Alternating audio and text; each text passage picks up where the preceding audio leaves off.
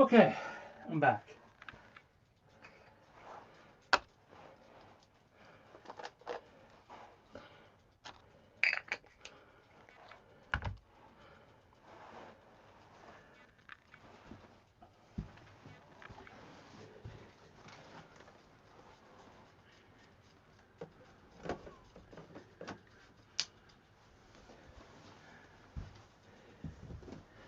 So this is the Z6.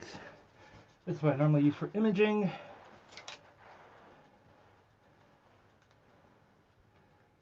Alright.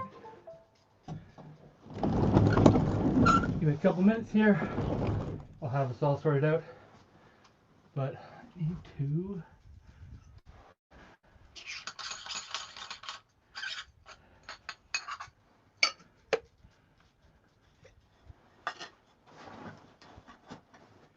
focus the camera. Alright, step one. Which way does this... Let's go that way. Okay.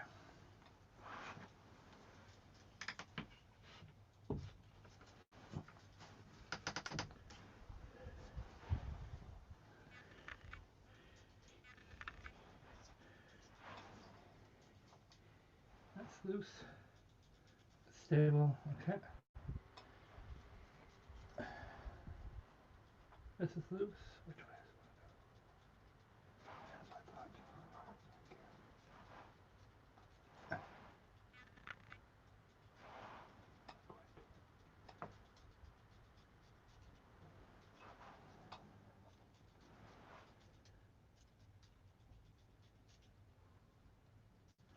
Alright. Tap a little bit. Okay. There.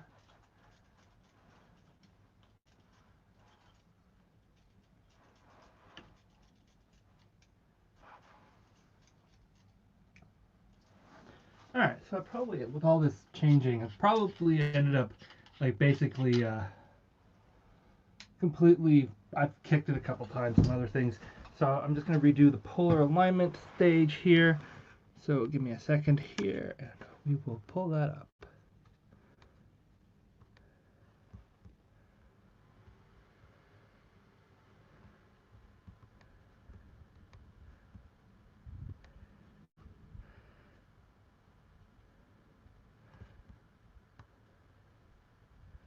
Yeah, it's probably coming out right. Okay, cool. So, Astro Programs, PHT. Oh, that's not. Oh, I need that now. Yes. Okay, connect. I always just punch it to the maximum. Finished.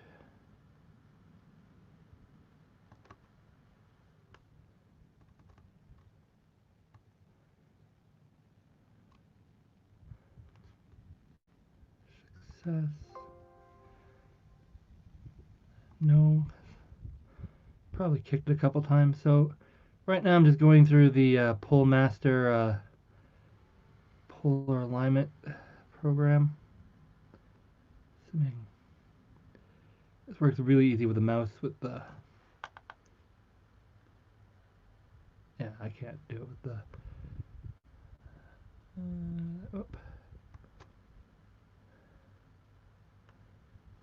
Direction.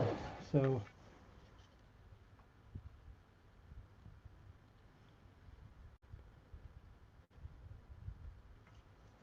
Oh, shoot. Haha.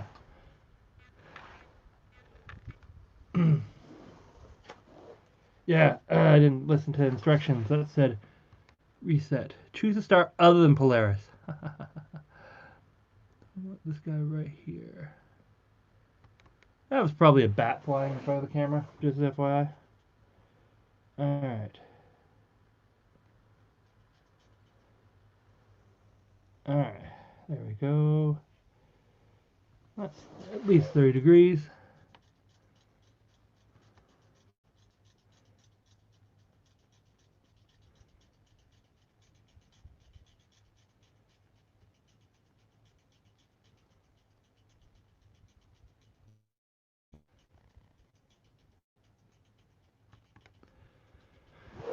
Another 30 degrees.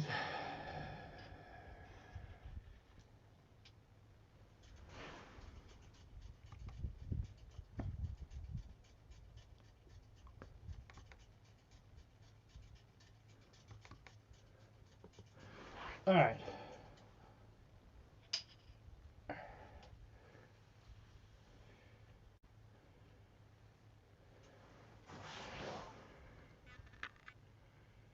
Correct. Double click on Polaris, and I'm probably pretty off at this point with all the changes I've been making. All right, put Polaris. Oh, it's not too bad. That is surprisingly, shockingly. Oh my god. Oh,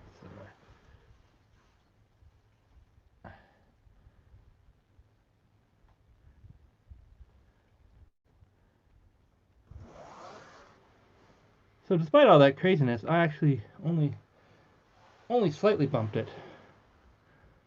All right.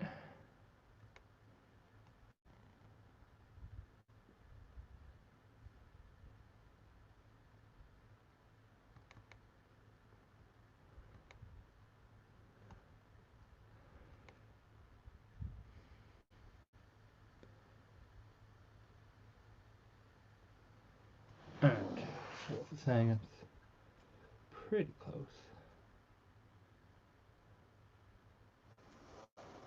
Go and oops.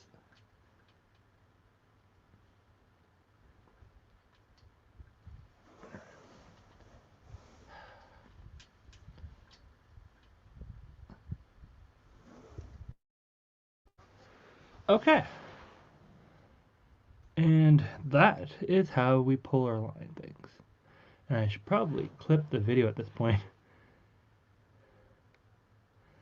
and say, hey, I just made a video on how to polar line. All right.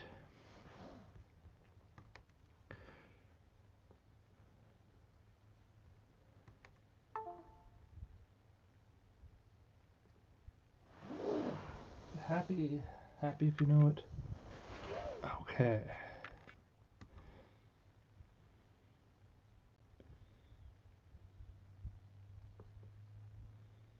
Oh, that's not good. That's not how it's supposed to normally look. Nope. Alright. Alright, so there are some stars there. Just have to find them. There we are.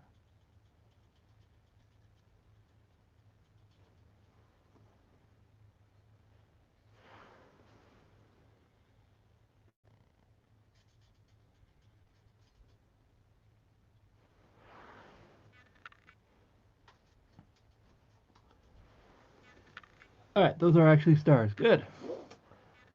Always good.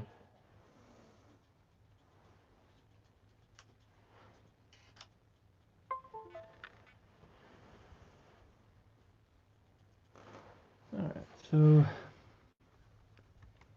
1 second. Let's get 2.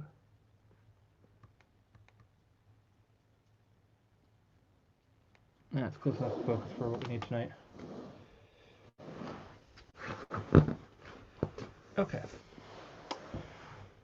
So I got the guide system back up. I don't really need it because I'm moving point too many targets, but like my doesn't take too long to go. I want that to go. And shrink that down. Let's see what I don't need open. I don't need that open. Yeah, there we go. I do need to open this because we are now going to Backyard Nikon because I can't stream directly to SharpCap.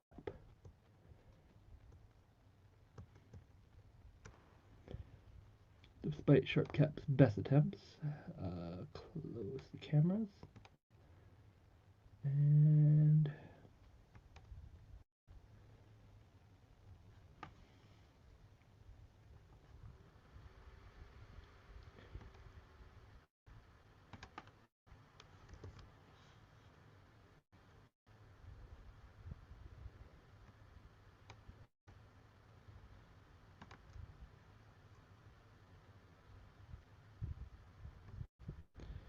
All right.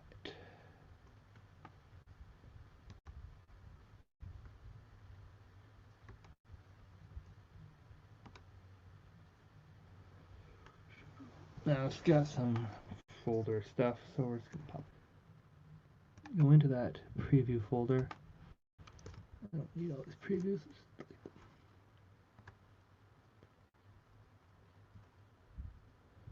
Actually, you know what? Let's do it with the light folder.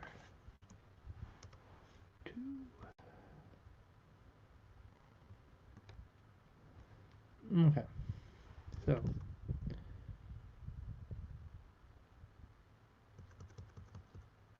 back here at Nikon, connect the camera. That's probably the reason why it's not red mode right now. There we go. It's red. Everyone likes red, right? And we're just going to go like this. And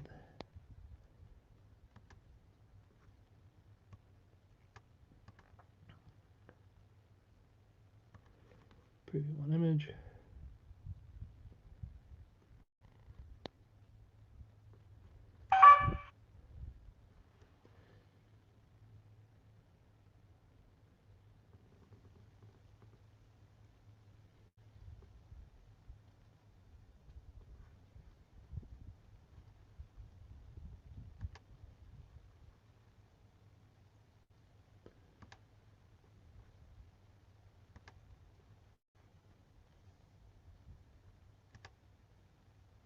Hello.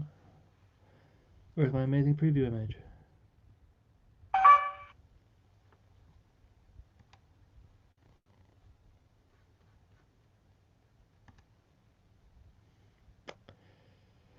Do do do do do.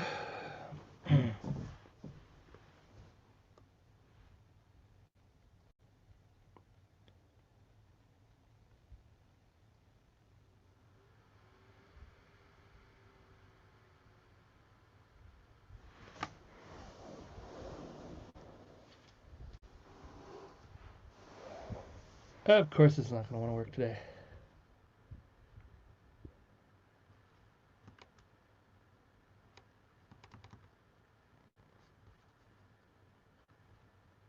I want to quit. It's not working. There's no way this magically then said, hey, rescan for cameras, there's a Nikon attached. It did not. Oddly enough, it did see the pole master. Oh, right, this has got that on it.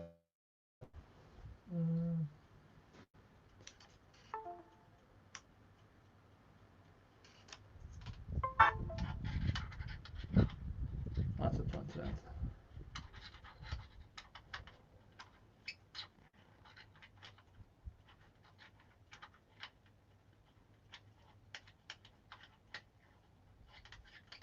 There we go. Putting the lid back on the pole master. It doesn't have a heater. The Red Cat has a heater. I don't have it on right now. So I generally found that when it's imaging, it's actually almost always under the dome, so it doesn't actually get any dew. The only thing that gets the dew is the far one out or like the Edge HD. That can do pretty badly because it actually sticks beyond the dome cover.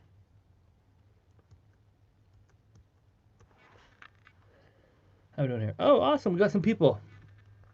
Great. Yeah, no, I've been making some changes to the setup, and we're just going to try it with Nikon, and hopefully get some pictures of that, as we are going to hunt things. But the first step, and the most important step, is get... Oh, I opened... Yeah, sorry. For some reason, Backyard Nikon does not work, but there's a Backyard Nikon version 2. I don't know why, but I have to open up the version 2 because the version 1 has never worked for me. If anyone can come up with a reason why that is, that'd be great. But yeah, no, I have to, for some reason, use this one here. And I should have realized that. And it's going to open it up. I don't know why. It's just, that's the way it is. That's the way of the world. Hide that. And this should come up. I have the Badenoff mask on there, so we're just trying to see How badly out of focus am I? Ooh, really badly.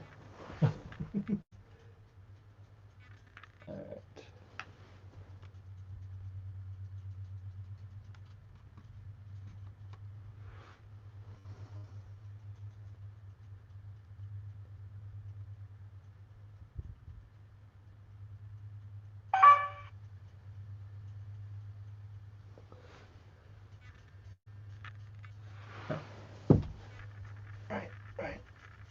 Giant. There we go. Giant red light does not help this process. This is a very sensitive camera. At ISO 500,000, it's gonna see everything.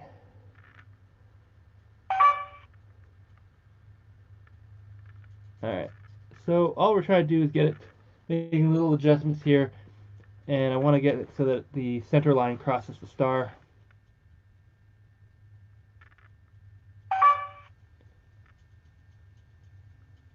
Oh, clearly went the wrong way.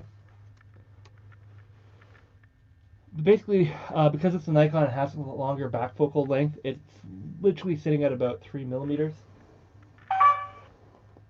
How's that? Oh, we're getting there. So one of the things I want to do is, instead of using the spacer, I do want to get a filter wheel of some sort, and I can put the filters in there. And I also want to get like a Z minus adapter. And what that means is basically, right now it's a T adapter, so I have the Nikon adapter from Z mount to Nikon, and then the Nikon mounter to the 2-inch thread. And if I can get rid of that Z mount, I can like get that little extra space. So almost there. Getting pretty close.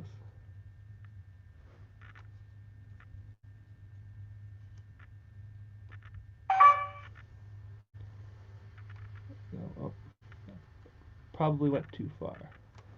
Let's see here.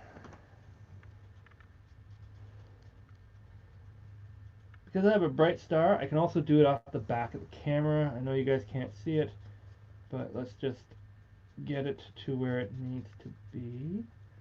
Go. And we hit the preview button again.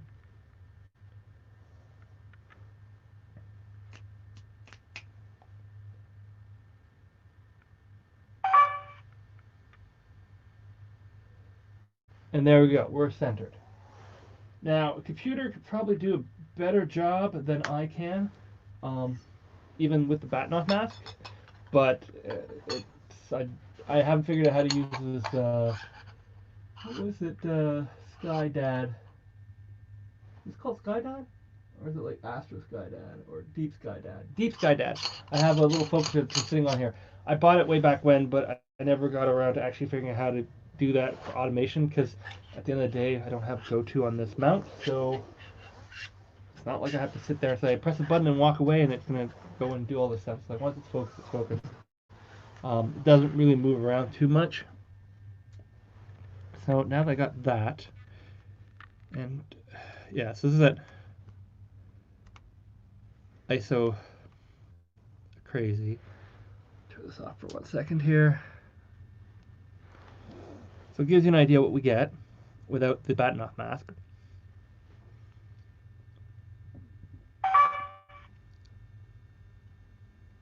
And there we go. So, yeah, it's a little bit errant. Like, tried to clean the filter off earlier today. Did not do a very good job. Alright. Now, as you can see, so Orion has basically crashed into the trees, which is why I went for it earlier tonight. And we're going to forget that happened with that giant mess. So, let's see what we got here. Alright. So there are a lot of Messier objects out here, and with a 250 millimeter lens and actually being able to say, hey guys, here we go, I can actually pull it up. So, let's see here. I'm just going to make a quick change to the video so it actually just shows back your Nikon. I don't think we're going to we can play around with sharp cap another day when I actually get a camera that can do it. Apparently, any astro camera can do better than that. That was not the greatest setting in the world. All right. And we're going to go application window, backyard Nikon. We're going to click that. Yeah, I'm going to say hide that. And that way. There we go. Cool. So yeah, so we have backyard Nikon running.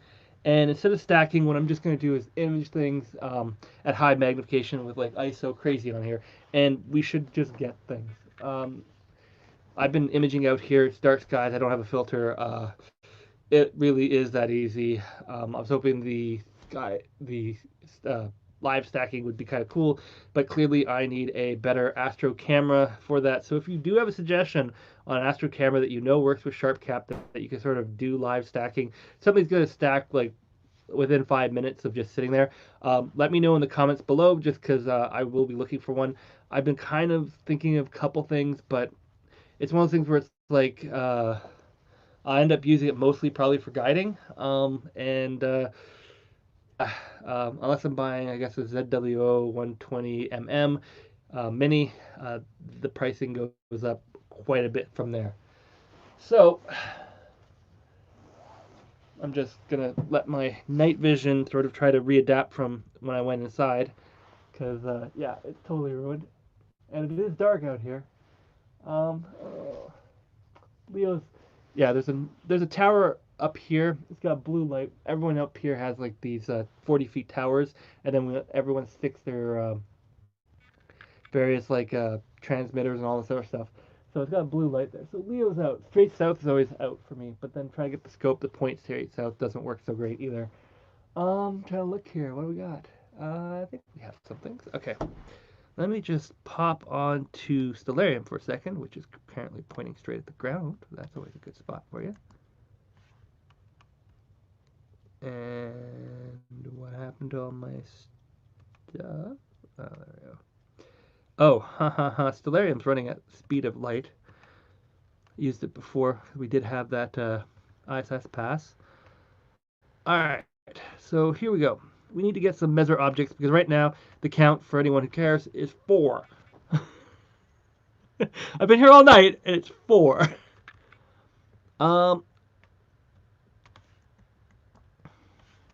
Okay, so there's the Shoe Buckle Cluster, there's the January Salt and Pepper Cluster, and there's the Pinwheel Star Cluster, and some other star cluster that's got its name covered by the Pinwheel Cluster. I think it's something like a fish cluster.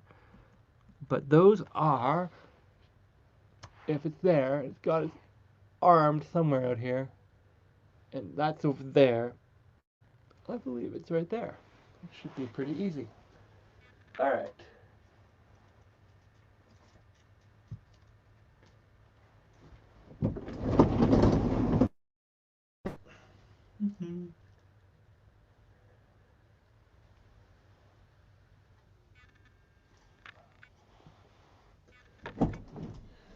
Okay, so I'm gonna have to turn this light off because this camera is crazy sensitive when it's on, and it will absolutely ruin it. And we're gonna take a 10-second exposure, but I'm gonna drop the ISO down to 1/4 mil. Just simply less noise, and I know at some point it does start blowing out stars. And let's see if we can see some Messier objects.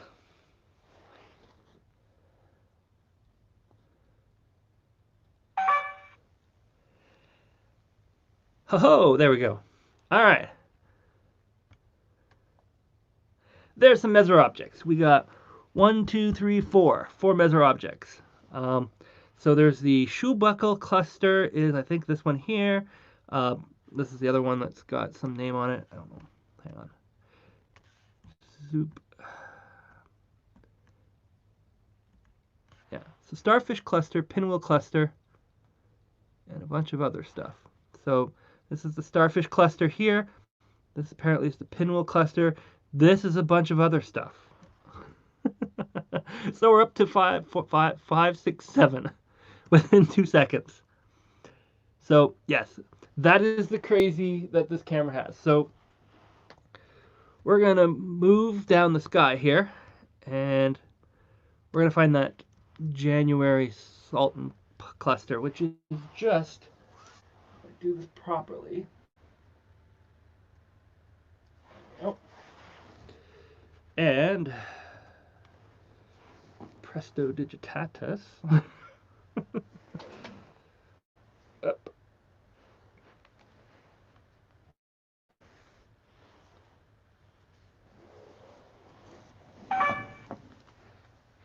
Oh, I didn't quite get it. 1 second. There we go.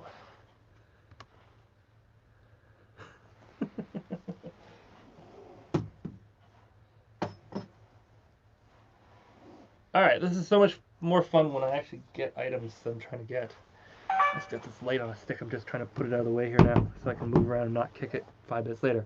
Alright, so up here is, I'm assuming, the January cluster. Star cluster. Yeah, a lot of Messier objects are star clusters and galaxies. That looks right. Yeah. That looks pretty good. All right, let's see what we're going to move next. So the shoe buckle cluster should be pretty close to that, so we just have to move a little bit laterally. And hopefully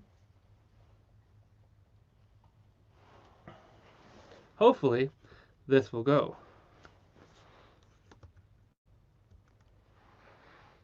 Yeah, this is sort of why I didn't want to necessarily use this.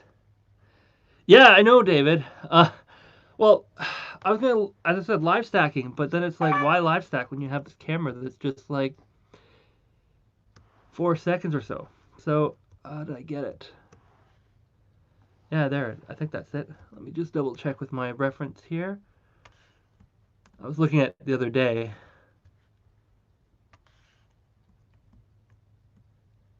Yeah, that's the shoe buckle cluster. So that's fine. So we're up to 8. 8 now. You know, this is gonna go faster now. But now, if we just tilt it that way a little bit. I know this isn't actually the next target here is not a Messier object. Let's see if I can find it. I was imaging it the other night, so I know exactly where it is in comparison to the shoe buckle cluster. And I know it pops up pretty easy. I just have to make sure I'm pointing at it. Okay.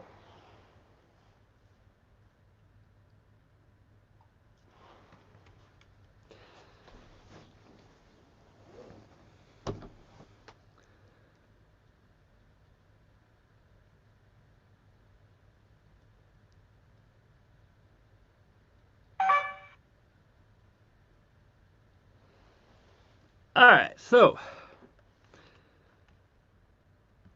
we'll close that one for a second. We'll go here.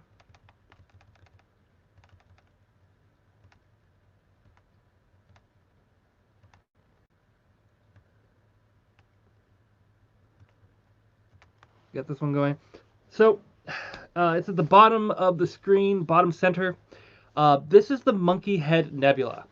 And it is not a Messier object. It's been the object I've been trying to image along with the Jellyfish Nebula. The Jellyfish Nebula is like right between these two stars, right here. So the Jellyfish Nebula is right here, but it's really faint. It's hard to get, and I don't think that I can get it with this. I've been playing around with a couple different settings, but go there. There we go.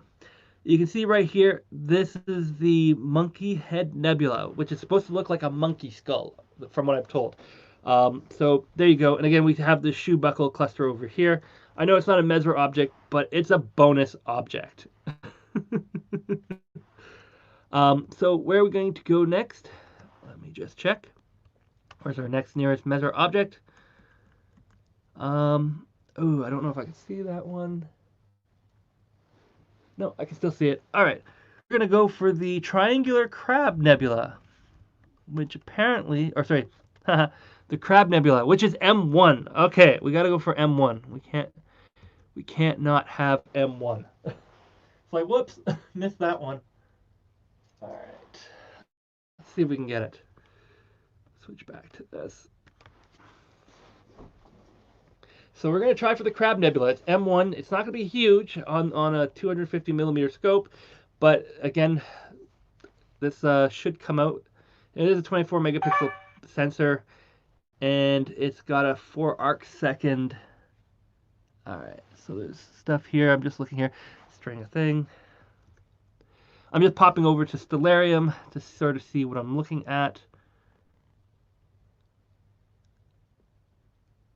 There it is, and then boom, okay. So it should be right here. Let's make it bigger. All right, so we're probably gonna have to do a bit more imaging. That's okay. We can punch up 30 seconds. And we'll go to 16,000. That should not be too bad. So I know it's in this area here. This is the big bright star that sits right beside. So it's somewhere in this region here. I'm surprised it didn't pop up, given that it is called M1, unless I'm like blind and I don't see it. Just gonna pop over here. How big is this thing? Oh, it's actually kind of small. Well, not that small. All right. So it might be this thingy here. Let's see. I'm gonna say it's right there. How off am I when this comes in? Oh, right. I don't have guiding on. All right. I think it's this thing right here. All right. Well, let's see if we can find it. To do that, I do need to activate guiding. Plenty of stars. Good. It's gonna magically select one, probably in the corner of the screen. Don't know why it likes doing that, but it does do that. So I have guiding. It'll take a couple seconds. It's got to run through the cycle. Um, One of the things I haven't figured out with it is that every time I move it to a new place, I sort of seem to have to like recycle the guiding. It doesn't seem to know where it is. There's probably a way again to automate it with like some automated systems, and I'm sure if you get something like the SkyX or something, uh, it sort of knows how to guide off of any point because it'll know, hey, I've moved and I'm now in this sort of orientation. So fancy software, again, no go-to, so I haven't purchased it, which is a nice way of saying I should really get a go-to telescope mount at some point. I did have one for a while. It was the Skywatcher HEQ5. It worked quite well, but I wasn't really getting the guiding accuracy that I wanted, and I was having trouble polar aligning it. And it said the star did not move. Oh, that's because this is not actually engaged. Okay. Yeah. Oopsies. All right. Let's try this again. Oh, I know why it's not going. Haha, right. So yeah, so I'm just doing a quick star line here. Yeah, if you don't lock it down, the RA axis doesn't move, and I have to set it up to a certain level because it's basically giving pulses. But the way I have it here with the Losman DGM8 without Gemini is a little controller which says how far do I move on each pulse, and if you don't move it up to at least setting 2, which I think is like a side reel of some magical number.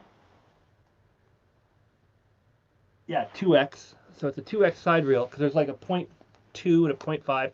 You have to go to 2x side reel, or this calibration just it doesn't go because the pulses are just too small. Um, so that seems to work well with the settings I have here. So it's going to be happy, and it's probably going to come back and tell me that the south. Oh no, south is moving. Okay, cool. Yeah, south for some reason doesn't always work. I think I have a cable that doesn't function very well because when I use the hand controller, it's fine. So it's either the cable or the ZWO, or not ZWO, the Orion Starshoot. It's quite old. Wouldn't surprise me at some point where I've done something. So not overly worried about it. But again, new guide camera, list of things I need to buy. And it looks like we're guiding. Yeah, we're guiding like crazy. Good. All right. So now that I've done that, let's go to 2 seconds because otherwise it'll go spin crazy on me.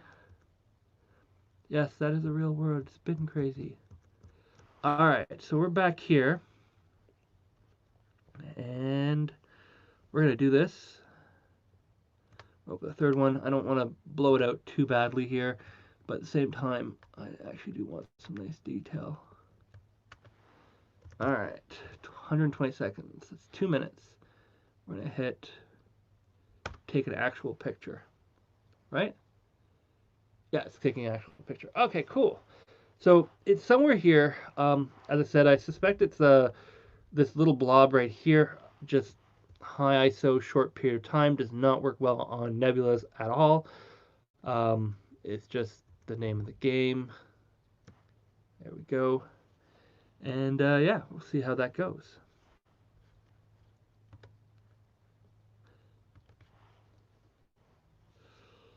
Whew. 2 minutes of fun watching the screen count.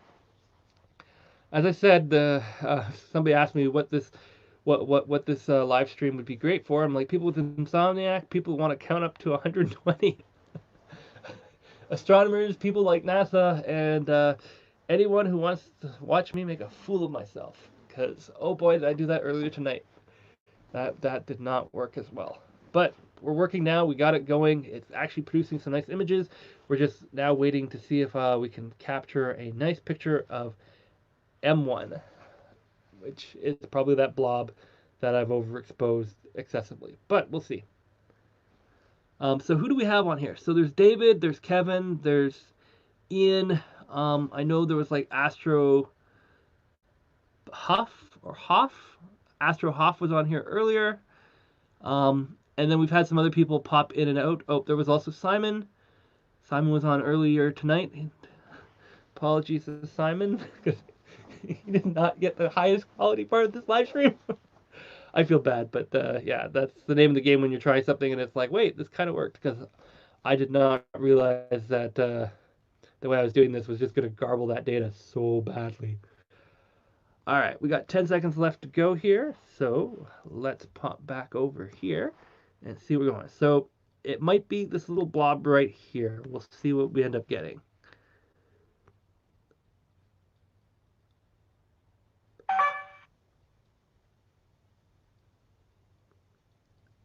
Aha! And that is really bright. Whoa!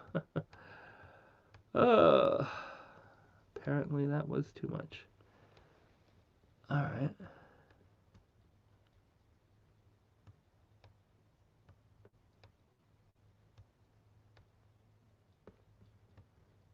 Oh, huh, it's right there. All right, M1. Boom. That's a star. That's M1. Was that in the last image? Let's take a look. Or was I just completely blind? I was completely blind. Awesome. So there you go. So we got M1 here.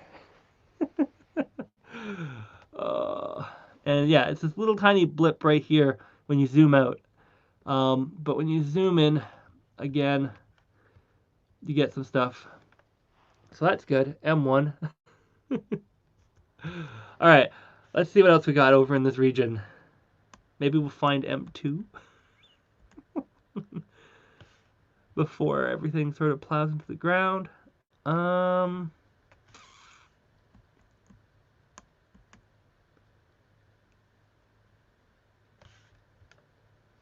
think Pallades is too low right now. 1, 2, 3. There. That's there. Yeah, Pallades is gone. Spiral clusters behind some. Yeah, I got some trees to the north and stuff. I have actually a lot of trees. This place is pretty dark, but oh, that's another bat. Okay. So we got those. So I guess we're going over to next. Here is we're gonna see if we can get the heart-shaped cluster, which is right above Sirius. No, that's behind a tree. That's behind a tree. That's behind a tree. All this lovely tree stuff. How much higher do I have to go?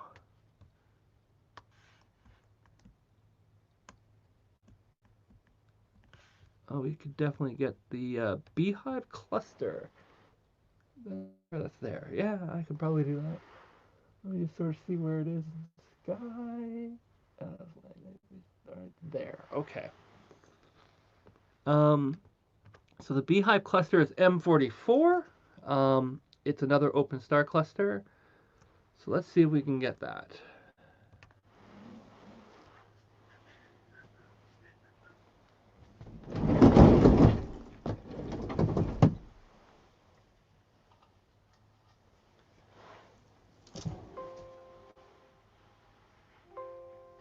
Oh, right.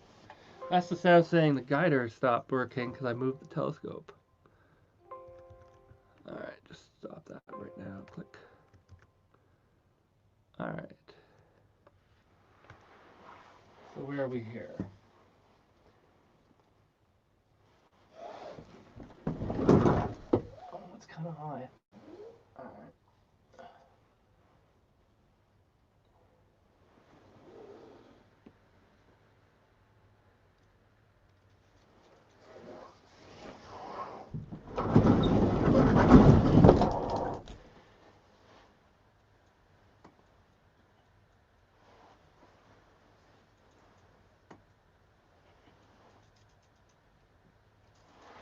Okay.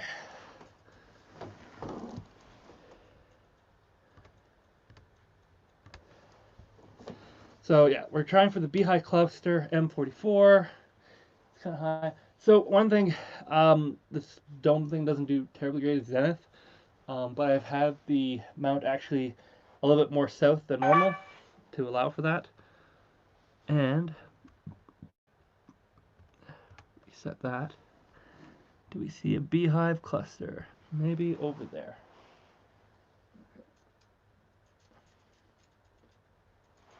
Go. I think I see it off to the edge here, so let's try that, see if we can get it. So is anyone keeping count? I think we're up to M1, I think was number 10, so this hopefully will be number 11.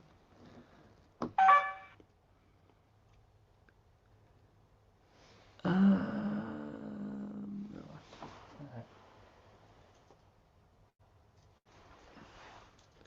Bit of hunt and peck because I don't have a visual aid with this. Sort of pointed in the right spot.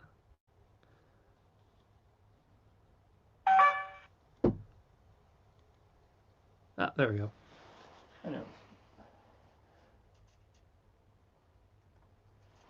I knew it was close. There we go. And the Beehive Cluster. I should just be taking a regular photo.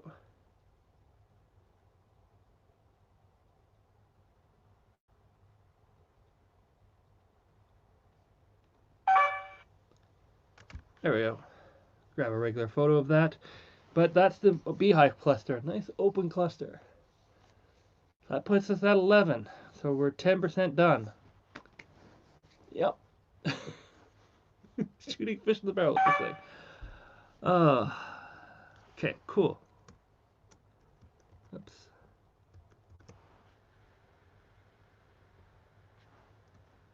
Alright, so we are now going to go for the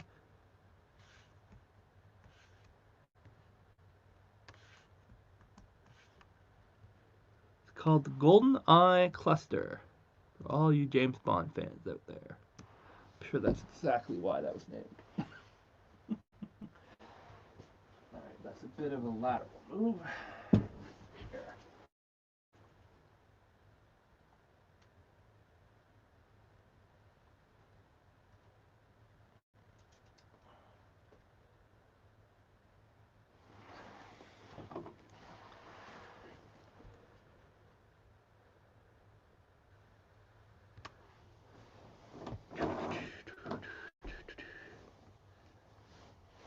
How's we're almost past there.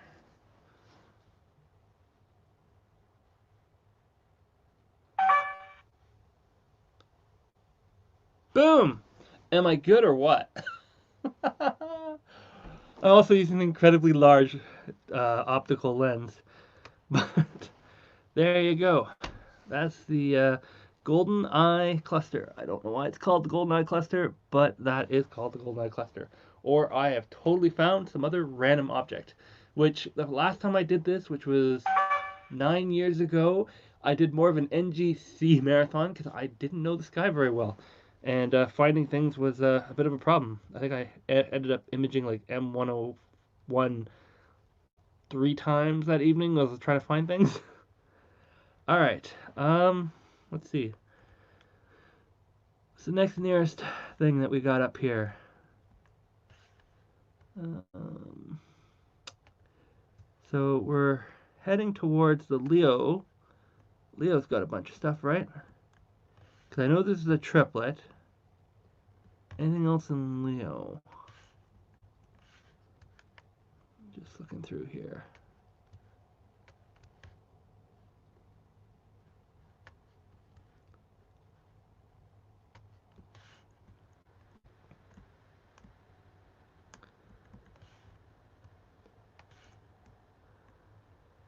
So there's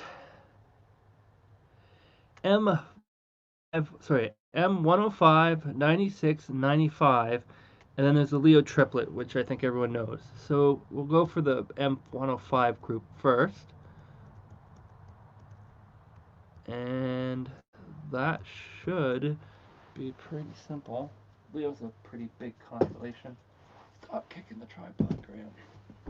Right. Yeah, the camera's on the computer's on the the computer's on the mount. Blah, blah, blah, blah, English today. So I have the tripod here. The computer is sitting on the pier, and the system sitting on the tripod. Because when I got this all set up and stuff, it was too cold to pour the concrete and stuff. So one of the things I'm going to do once the ground is sort of thawed a little bit more is actually pour a footing. However, at that point, I think we're going to seriously think about where we're going to put this. It might not actually be living here long term. We might actually move it over there. Just it gives me slightly better southern skies, but then my northern skies are garbage. But I think I'd rather go for southern skies than northern skies. All right, where's Leo? It's up there.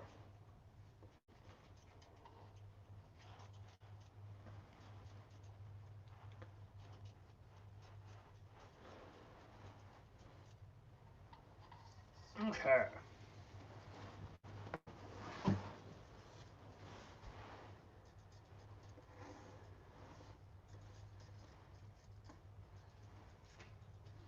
What the heck is that? Oh, right. Tree. Okay. What's that funny sound? Dun dun dun. Yeah, if I got attacked by coyotes or something on live TV, oh, that would be embarrassing. Alright. Where is Leo now? Oh, it's a silly thing to ask. There.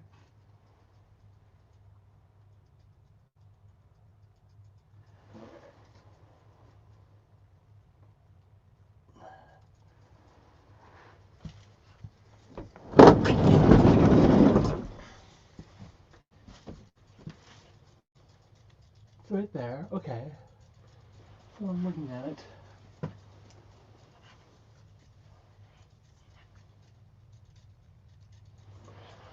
Looking about right there.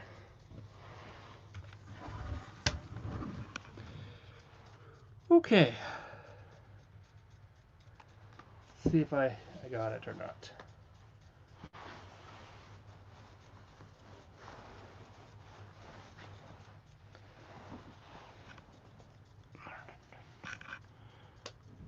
Let's get that.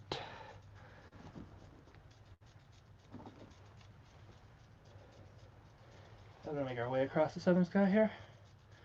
So do we have any galaxies in here? Any galaxies at all? Let's look. That's a smudge. That's another smudge. Some other smudges there. Does that look like what I'm supposed to be looking at?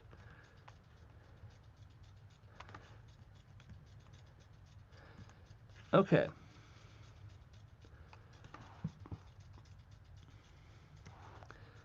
So, with the camera being angled this way, That is M105. That's M something or other, right? Yeah, so one of them's M105. If they're both M105.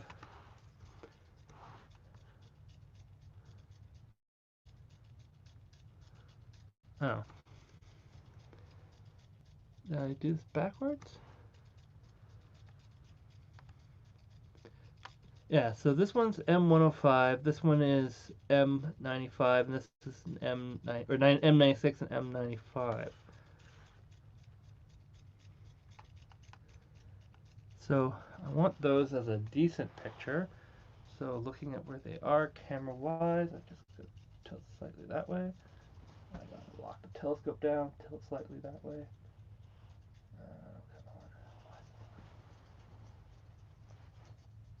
Come on. Okay. Woohoo.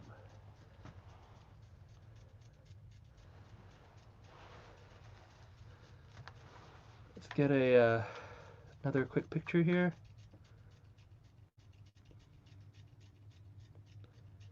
I think I centered them. Let's see, they might have gone on a little bit of a trip.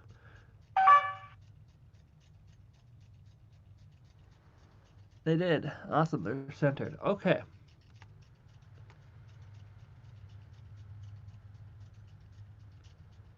So we're only going to do 60 seconds. 120 seems to go through the roof. Alright. So that's like 3 measures in one photo, or 4 measures. So should be pretty good to see how it goes.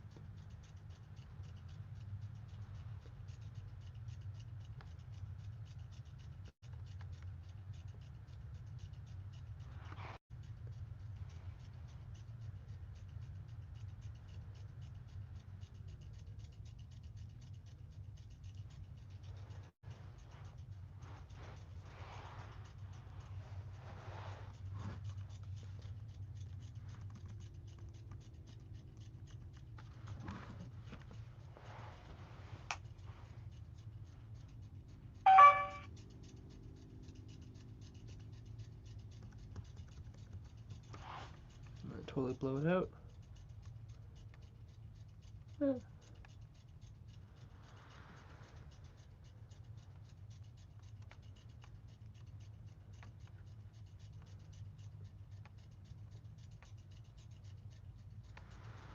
Oh, they are.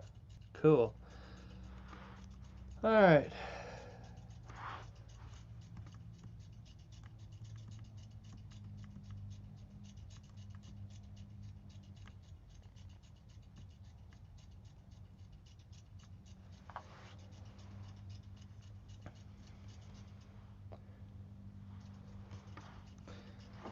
And just a lateral move. There we go.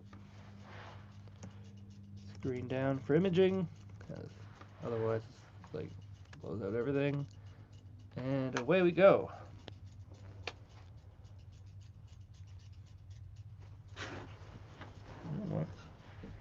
Oh, did it stick there? Oh, I probably just ruined that photo.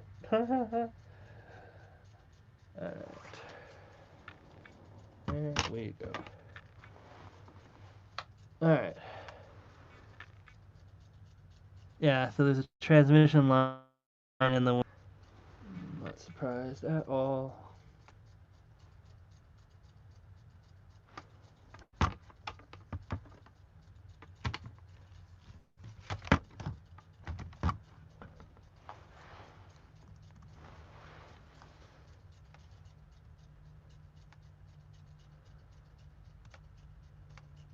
Alright. Oh, where are we here? Yeah, I have to go up a bit. Oh,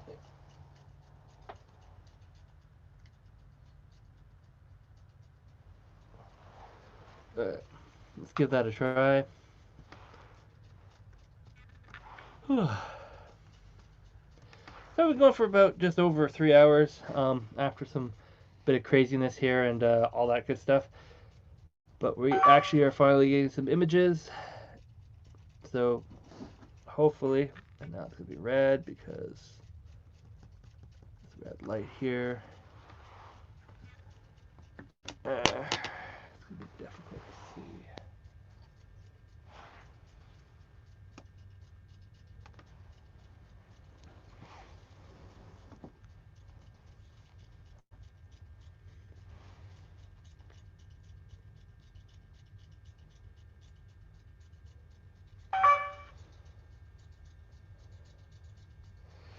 Alright, clearly it's not there. They are not hard to find.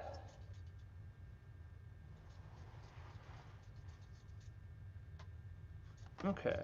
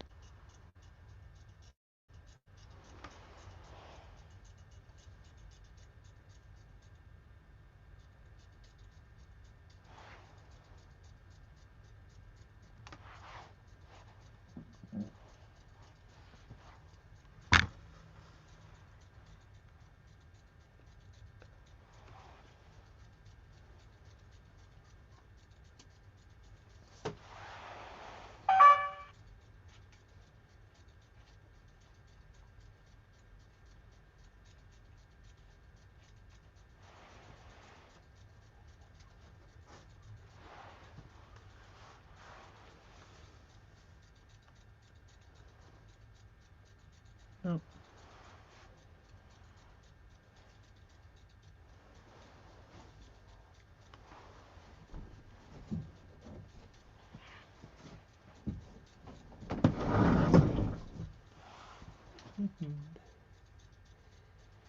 Yeah, it's literally right over there.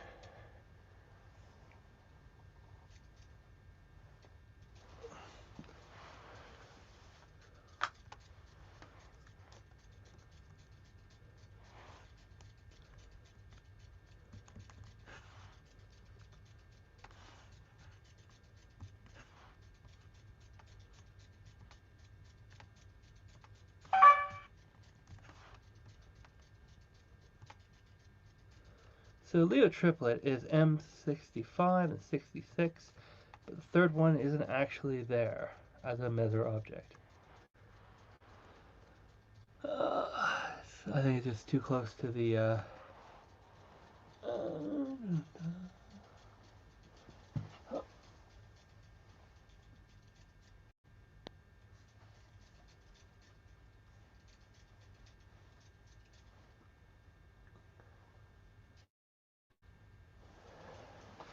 I think it's close to the giant blue light I mentioned earlier. The giant blue light of annoyingness. But it is what it is. Not much you can do about it.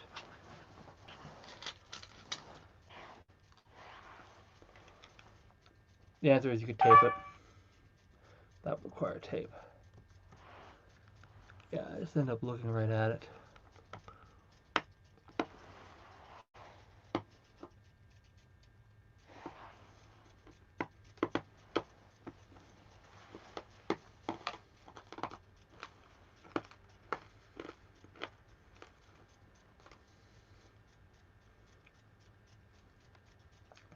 Okay.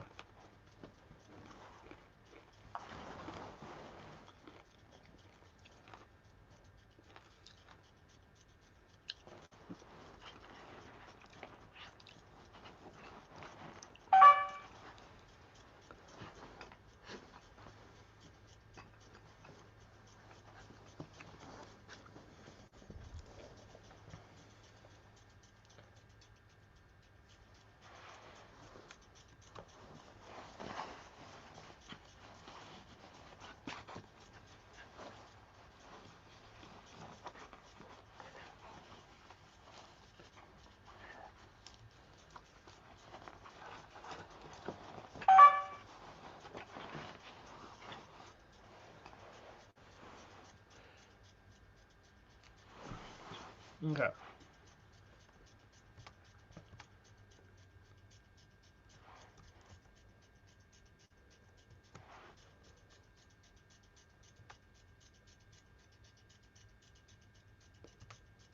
See if the guide's gonna work or if it's gonna go take a crap.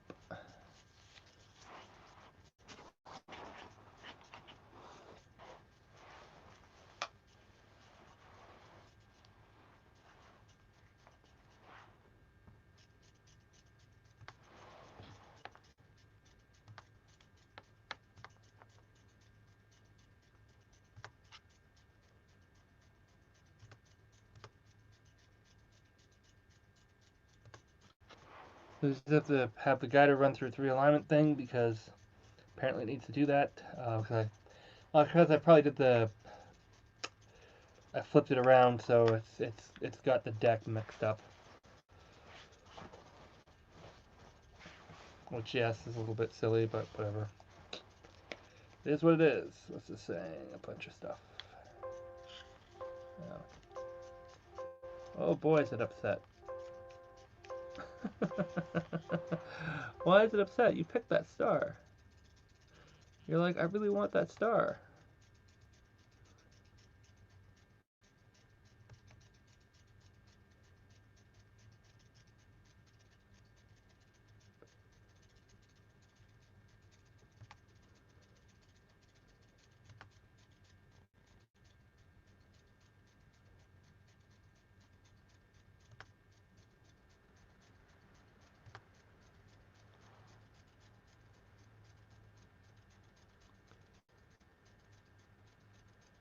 I'm trying to see here if there's any way of saying, hey, flip the deck.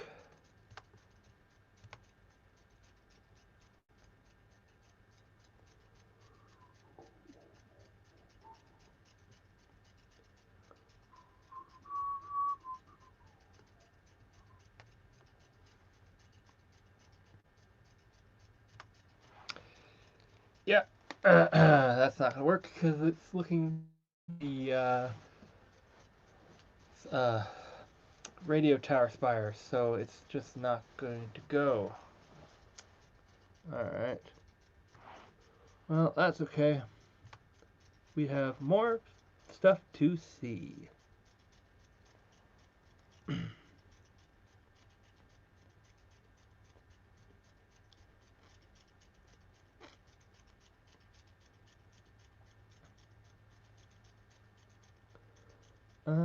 Hmm.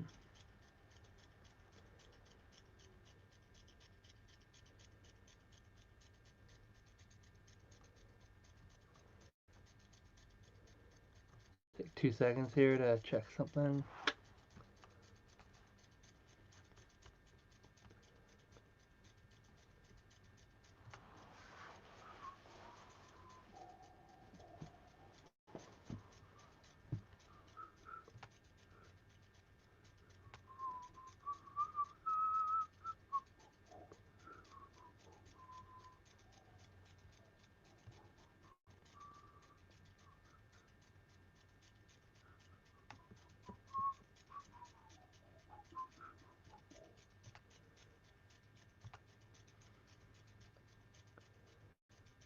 Just double checking the stream is good.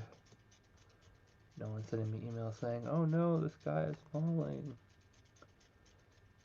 So that would be bad. This guy fell.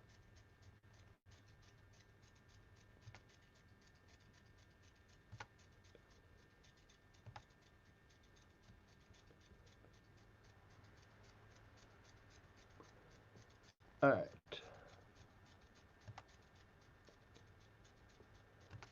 So yeah, so we're just imaging near the Leo triplet. However, my giant is in the way. I'm just trying to see where I should be moving the telescope next because I'm going to have to come back to these guys once the tower is out of the way. Um, Basically going around through the southern part. Um, so there is the Virgo Galaxy cluster and stuff that's there. That should be pretty doable. I'm just trying to see where it is compared to the point. Yeah. Let me rotate the yeah, there's a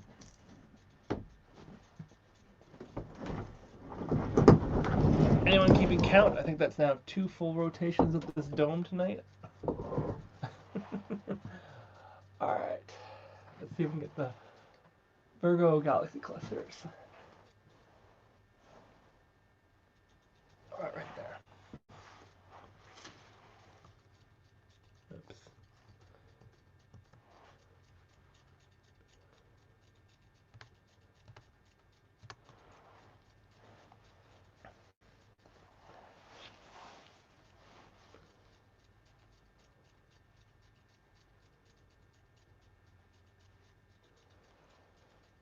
So, no coyotes yet. That's always good. They usually start making a noise about this time. There we go. Nice galaxy clusters. Just get the guiding engaged here. Gotta redo the. Yeah.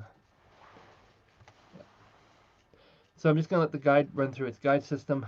Basically, because I flipped the scope around too many times in an evening, I have to tell the PhD guide or two to like go back and get the calibration. So that's what we're up to right now, and yeah, so we're gonna go for the Virgo Galaxy cluster, or Virgo Galaxy, I guess. And there's a bunch of other objects around it. I just wanted to see if I can get a good picture of it, and go from there.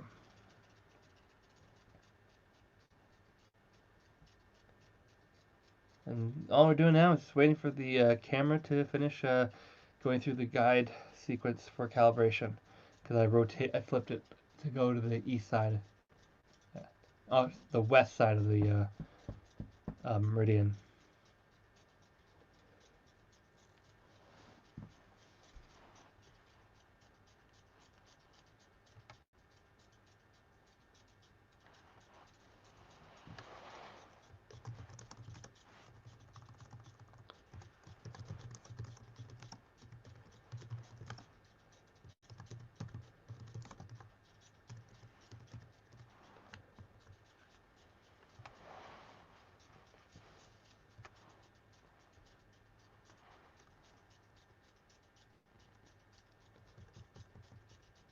It's guiding good, awesome. All right.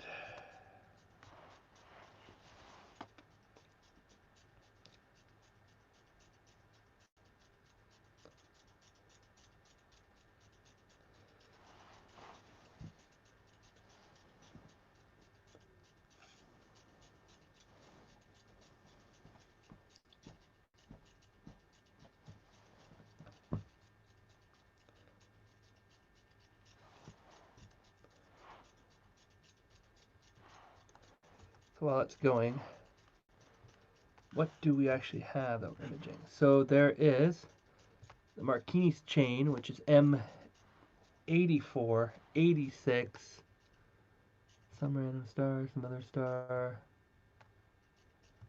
The Virgo cluster pinwheel is 99, Virgo Galaxy is 87. Then there's M89, M58, M59, M56. So that's a total of 1, 2, 3, 4, 5, 6, 7, 8, 9 Messier objects in one photo. Assuming I nailed it.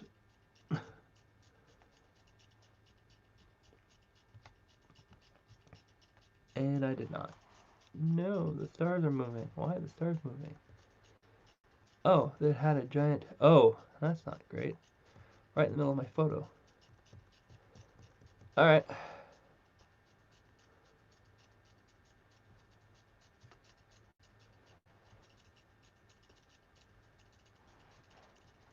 Why is it sounding unhappy?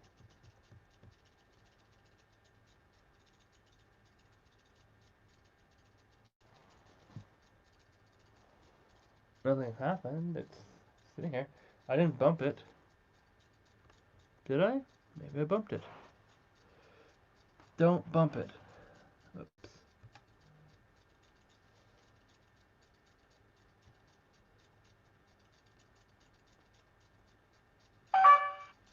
Yeah, I just kind of bumped that. Dark picture. Alright. This is going to look great when it's done. So this is the whole Virgo galaxy thing. There's several M objects in there.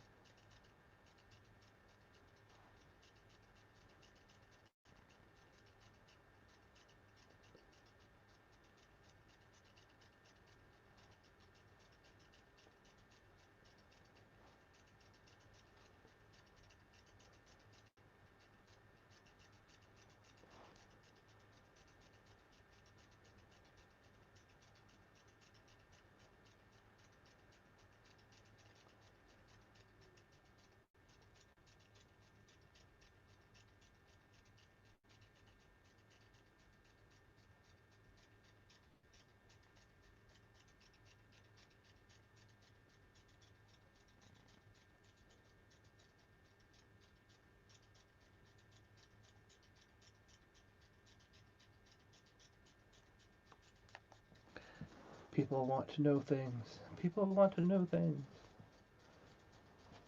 60 seconds. Did we get it?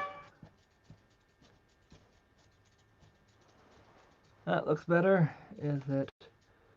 There we go.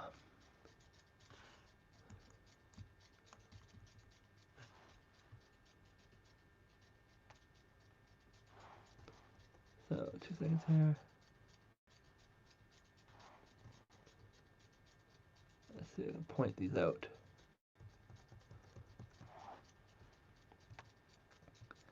Alright, so that's the cluster. There's 2 more here. This here, here, and this big guy down here. Are there any lower than him on this setting?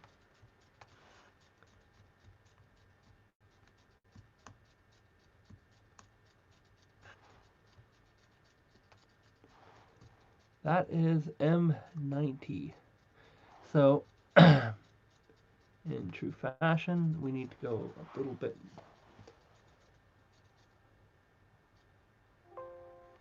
Yes, yes.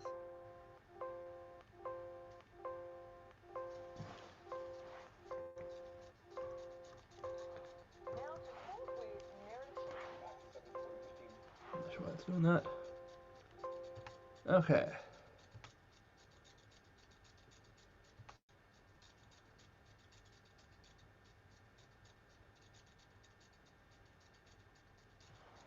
And we're back.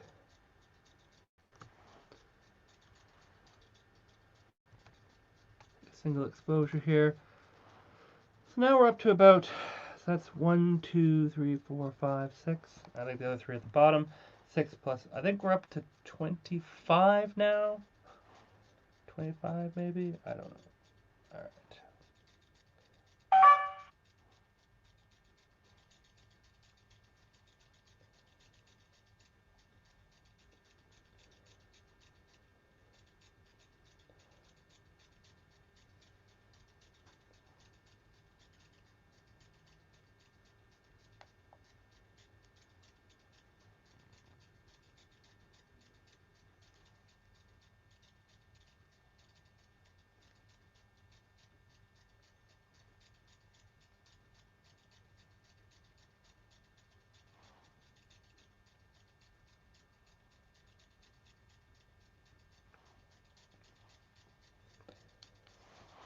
Alright. So let's see what we got here. Yeah, there's a couple more galaxies in here. That should be the rest of them.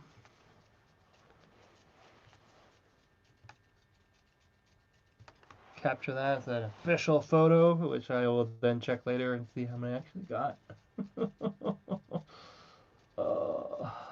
Yeah.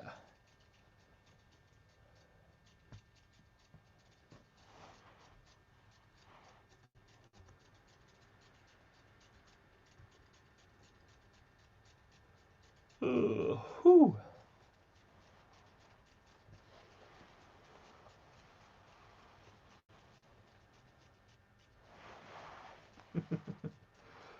All right.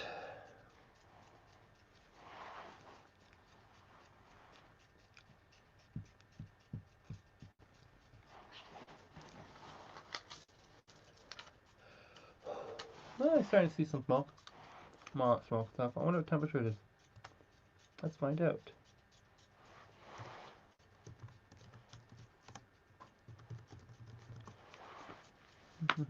It's -7. -7 degrees Celsius. It's cold out here.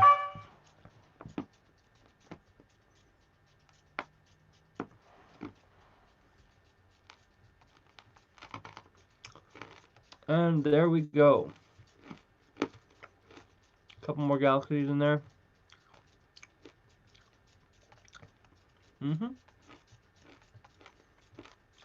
Now I actually got, that's the one I wanted down there. Another little guy down there. I wonder who he is.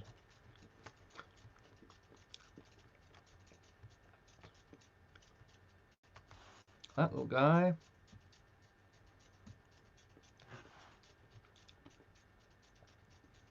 Is not a Messier object. Too bad for you. I'm so harsh. It's like, if you're not a Messier object, why do I care? Alright. Yes. Okay. So M49 apparently isn't part of the cluster group that we just imaged. So we're going to see if we can get that. And yes, I wish I knew how to turn off the sound on this, but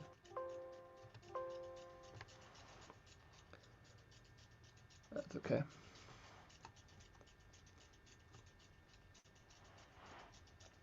Let's see what we got here.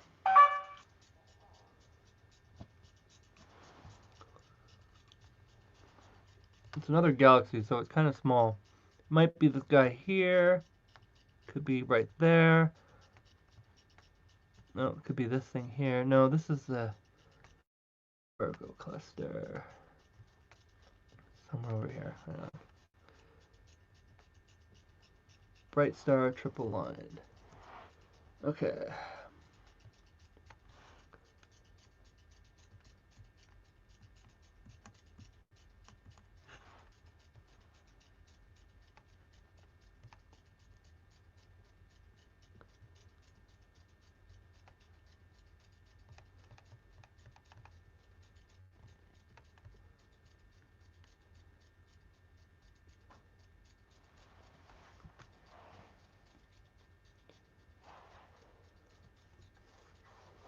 Okay, so let's try this again.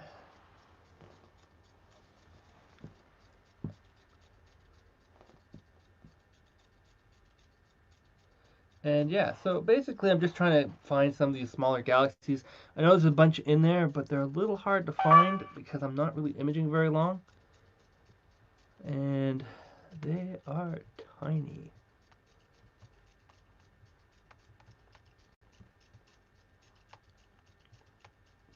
Like, that might be a galaxy right there. That could be a galaxy right there. That definitely could be a galaxy. Any sort of pinpoint that's got like a bit of a haze around it could be a galaxy or it could be noise. It's so hard to tell sometimes.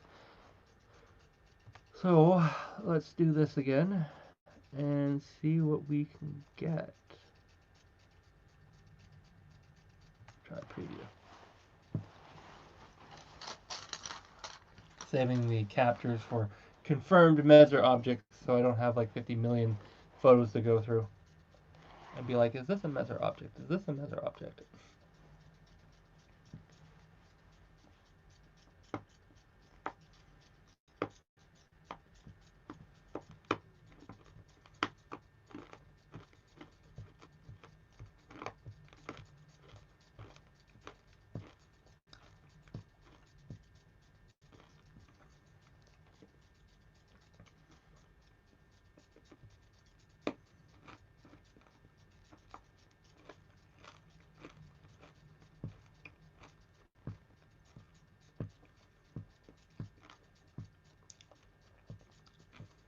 Yes, these are my isolation mints I have.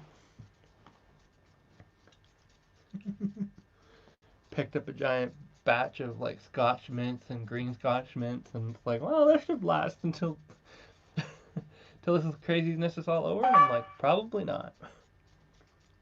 All right. I think I was right.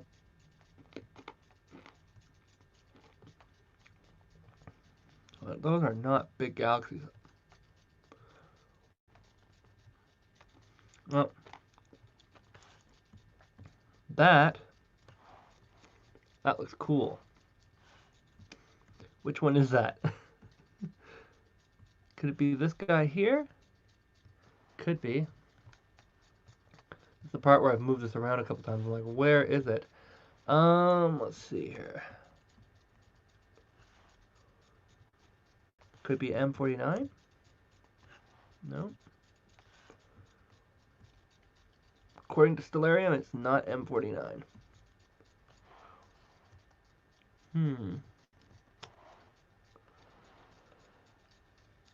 That's an interesting one. I wonder which one that is.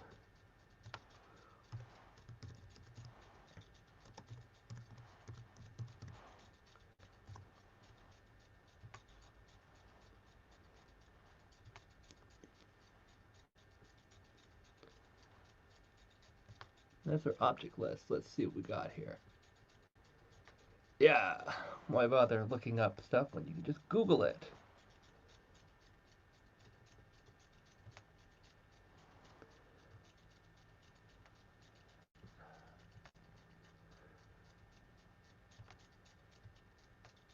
Yeah, that's not going to work at all. Okay, cool. Googling has failed me. Has failed me significantly.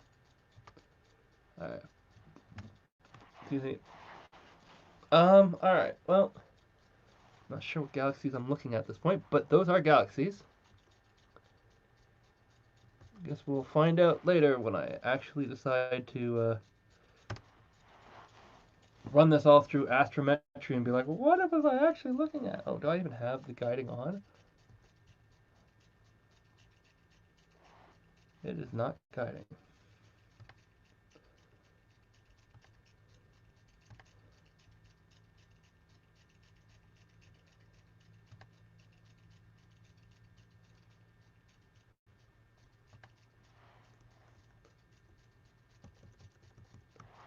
Alright.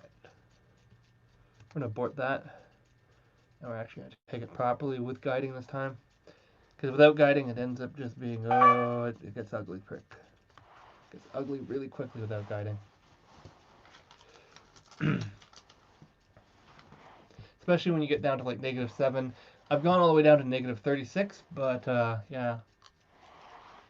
At a certain point, I re-oiled it so that it has thinner oil for Canadian weather. But I suspect that after a couple of years, you sort of have to go back and look into doing it.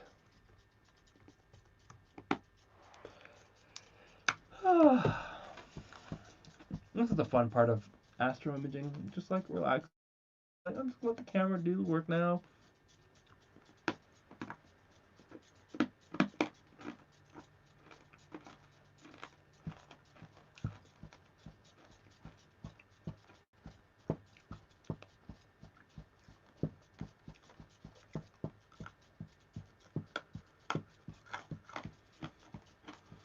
As I image, like, large swaths of the sky.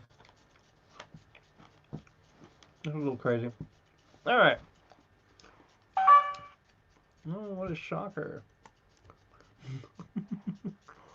There's the same objects again. But now there's more of them.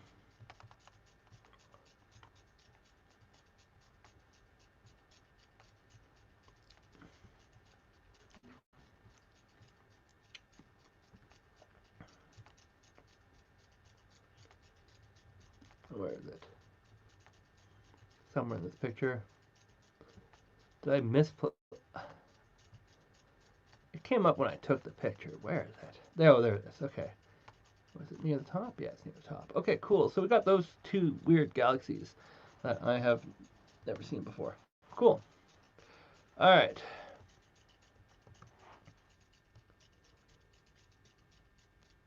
So we're here right now, right?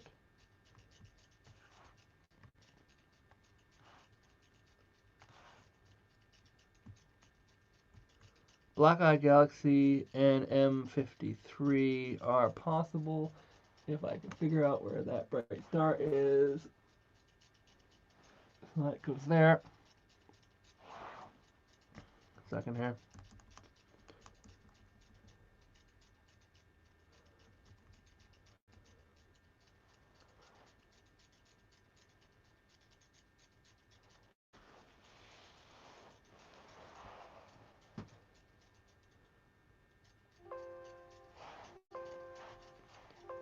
Yes, I moved the scope. Congratulations. Yeah, I was trying to super correct that. It's like, don't worry, I found it. Alright.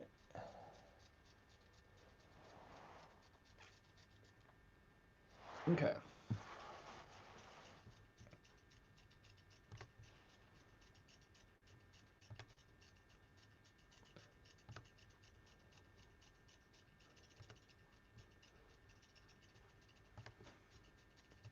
So we're just gonna image another.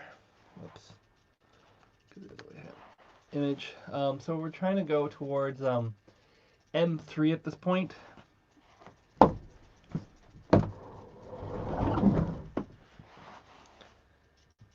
But I think there's two other ones there. So I think we're up to 29 now. I may have said 29, maybe 32.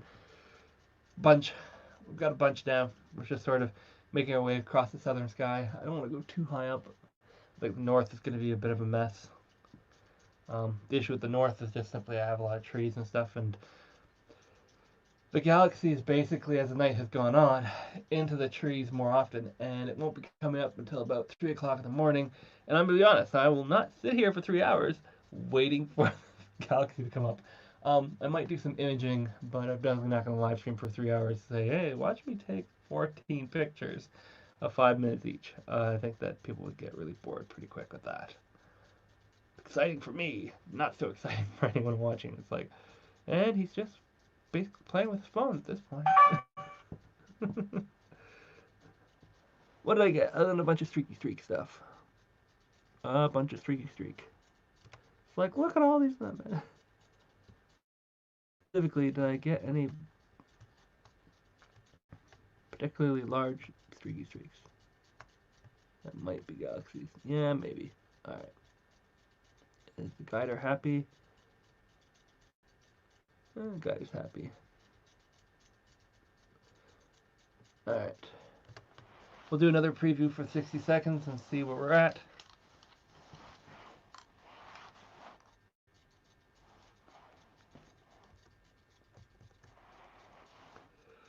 Ooh.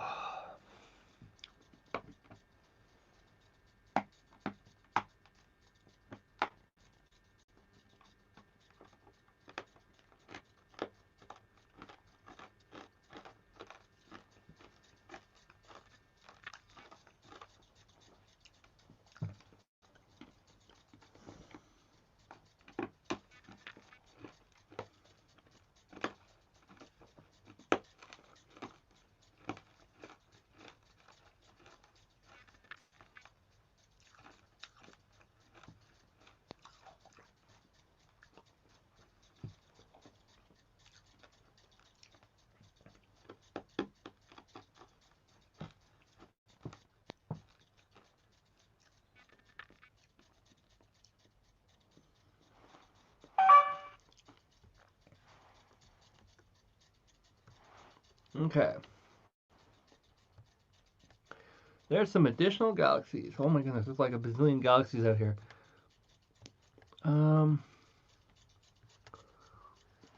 Which way is the camera oriented? Okay. Yeah, there's a lot of galaxies in that region. So many so I can't tell which one's an Messier object and which one isn't. That is the honest truth. I'm gonna have to check the. There's no way I'm gonna be able to figure out which one is and isn't.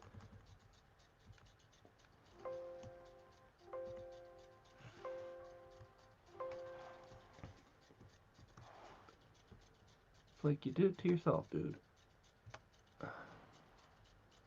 I guess it's chasing the scene, or there's a cloud up there. Who knows? Okay.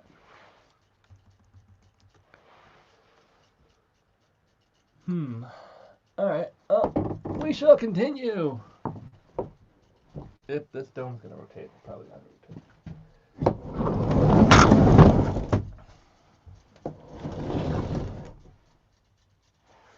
So we are definitely into the that's west, right? Eastern sky now. Just trying to figure out.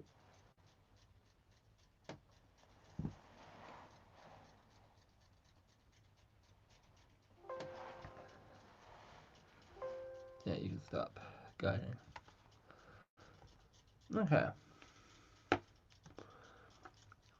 So at this point, I'm trying to just figure out where I'm pointing to next.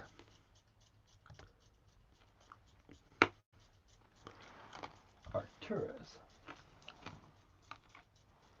M3 is out in the middle of nowhere.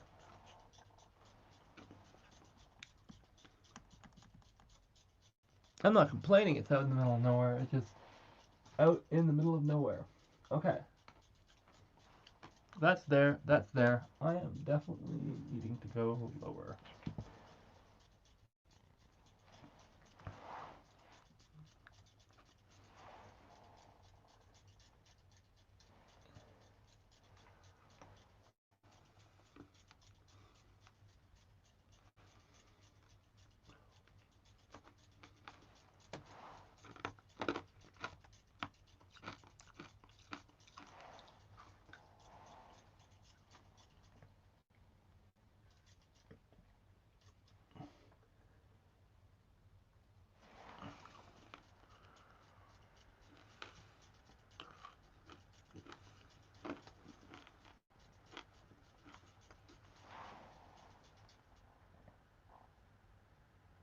Okay.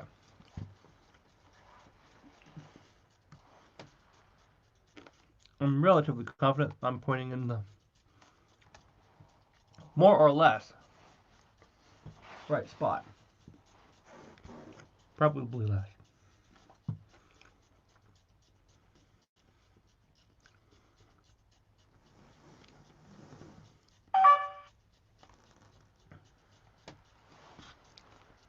Okay.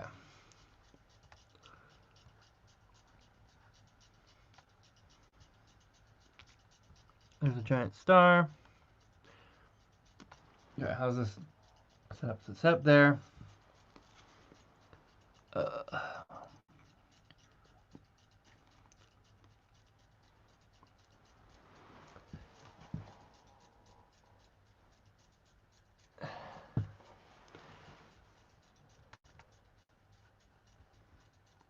so that might be M3. Might be.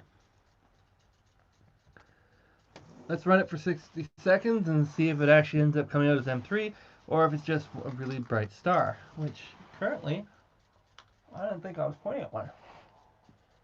Pointing out in the middle of nowhere, which might be M3. I don't know what M3 is supposed to look like.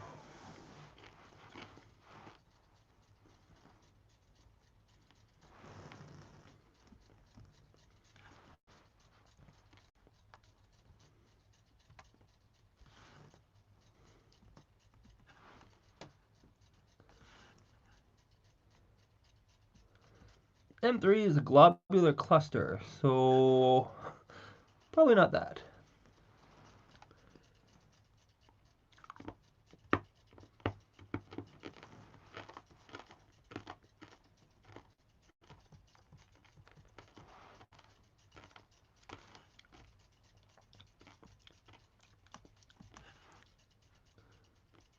So I'm probably looking at Arcturus. Yep. Arcturus, right there. Okay.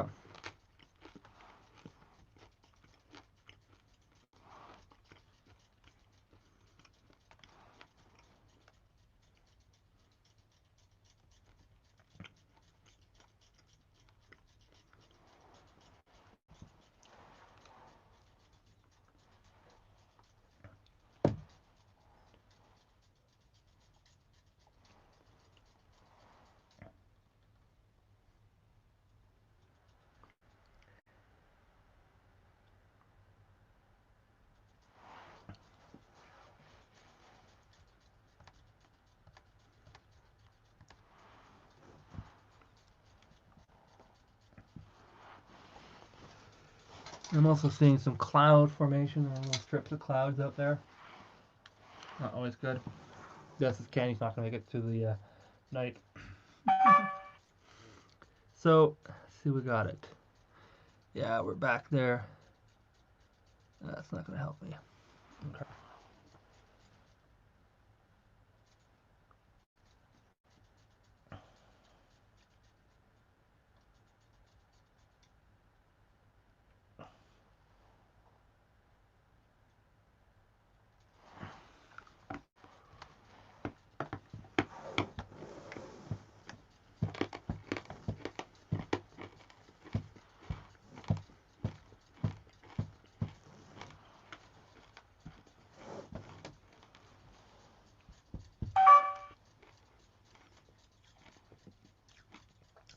Are you kidding me?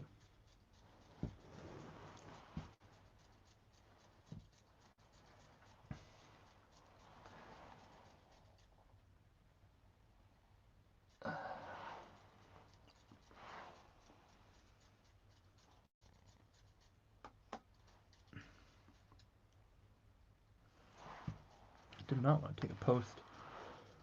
I don't want to be anywhere close to that post.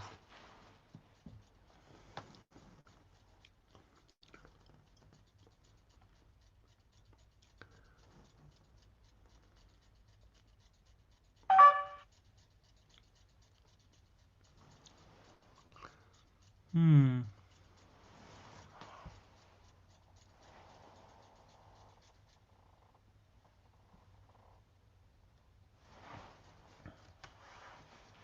We are hunting for a globular cluster named M3.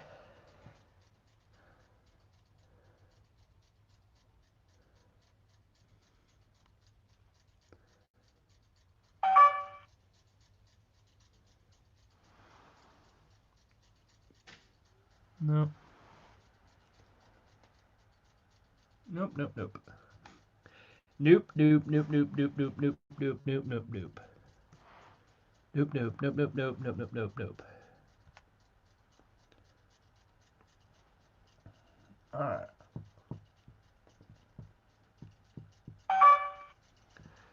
How about now?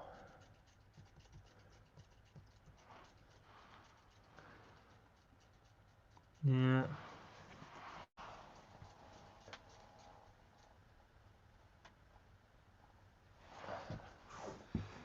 Well, we'll probably find it.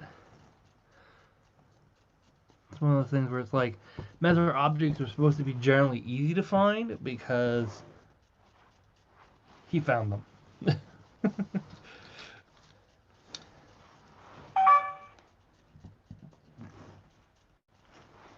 Yeah, silly towers there. Yeah, I'm just not able to find it. I don't want anyone to say I'm giving up to it. Oops.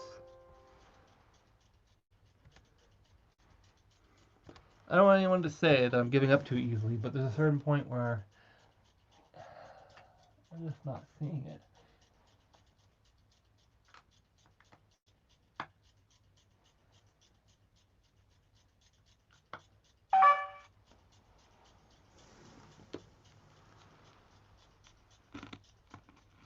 Mm-mm.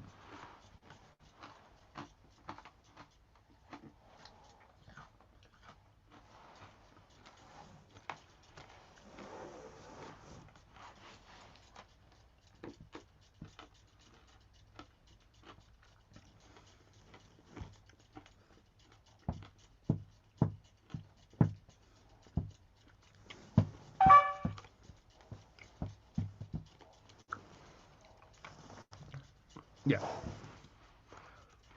that's not working at all. Okay.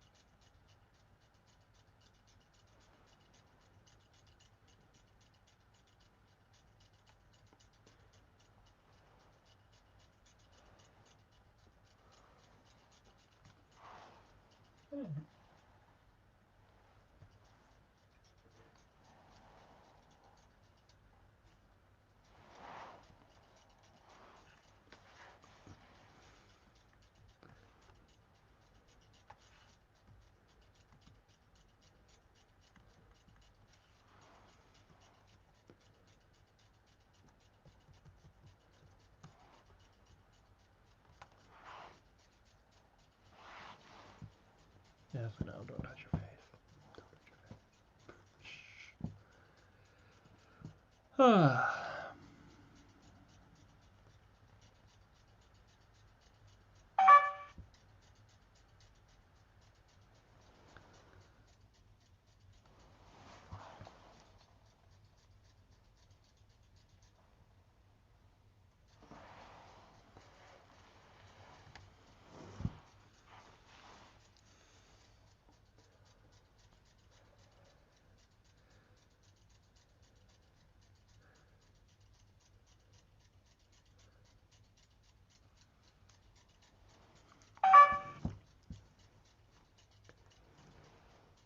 No, that's not it either. Alright.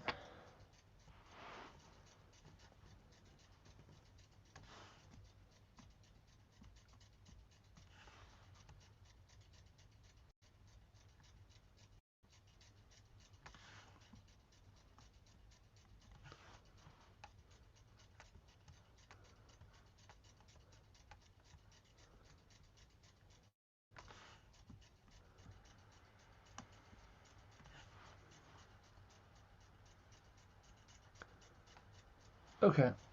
So let's see if we can see the where's the Big Dipper? It is completely up in the sky. Oh, oh.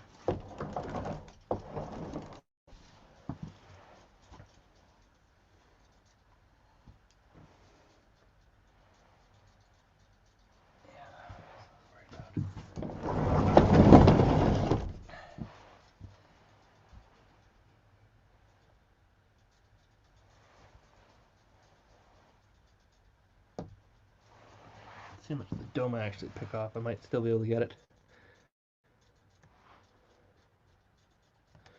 I might still be able to do it.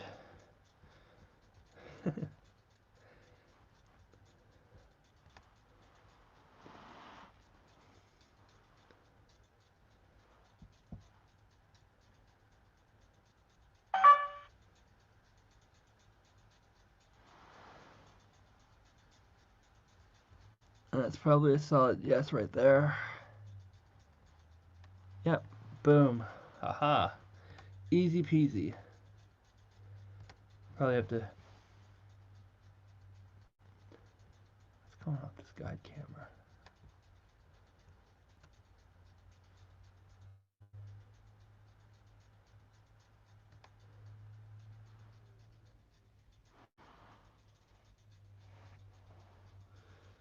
Is it happy or is it going to go crazy on me? Yeah, it's going crazy.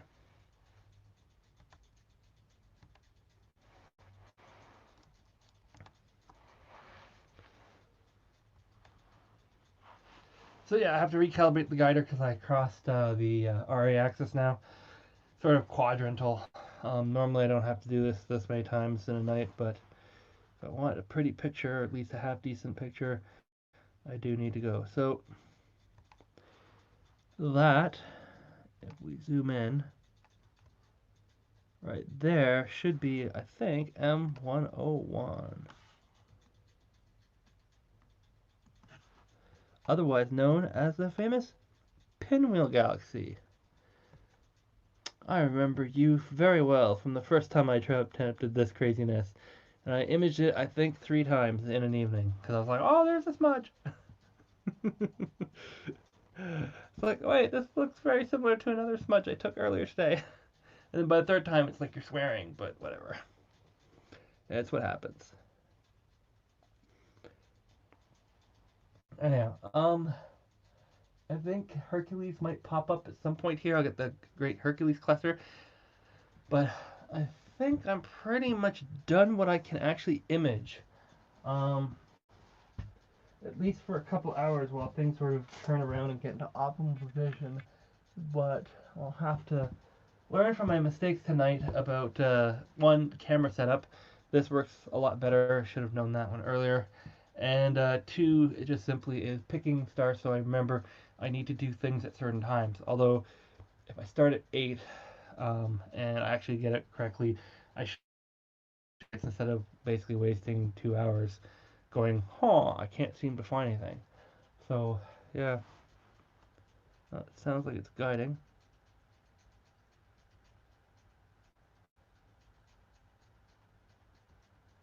Apparently got upset because the star didn't move. That's weird. Alright, let's give this another try. And grab the Pinwheel Galaxy. The other stars up there are potentially doable, but it's going to hit the roof. Because they're not quite zenith, but they're close enough to the zenith that I'm like, oh, that's just going to be a mess. I could probably flip it. No, it's still not going to work very well. Okay. Yeah.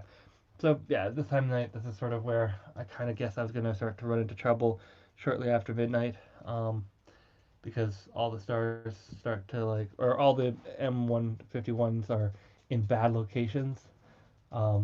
If I had really flat horizons, I could definitely do a lot more, and if I didn't have the dome, I could do a lot more, but obviously I'm standing on the middle of nowhere, and I wasn't going to do that because I can't live stream off my phone. I'd use all my data, and that would be the end of it.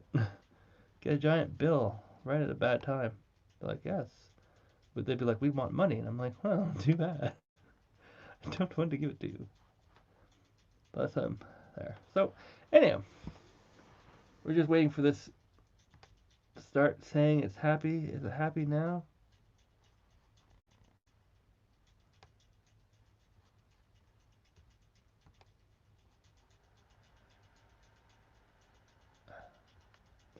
Apparently it's not happy. Too bad. Taking the image anyway.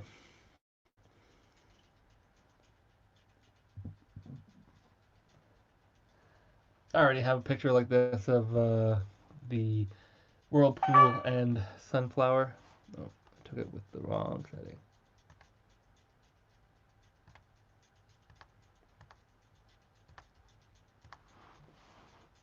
Alright, we'll see if it goes. I don't know. Oops.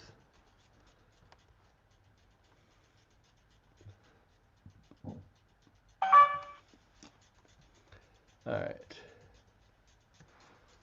So that's the pinwheel. So anything above the pinwheel I can't image. That really starts lowering stuff down.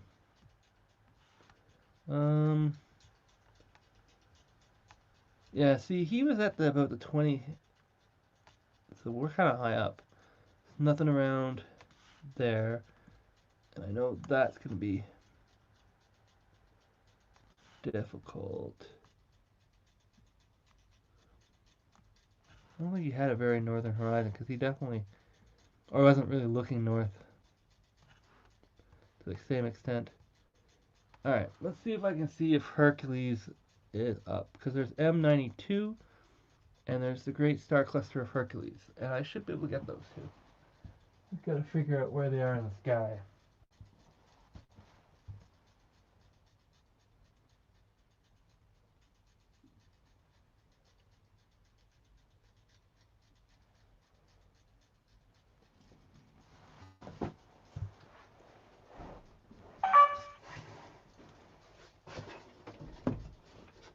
Hmm.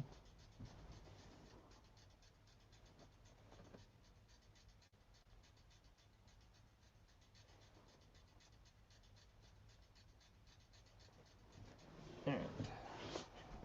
Going down that way.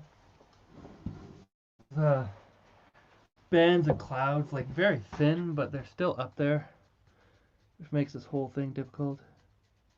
So yes, that goes there, which then comes into M3. M3 actually should be just right there. Oh, frick, I wasn't even pointing close to M3. Alright.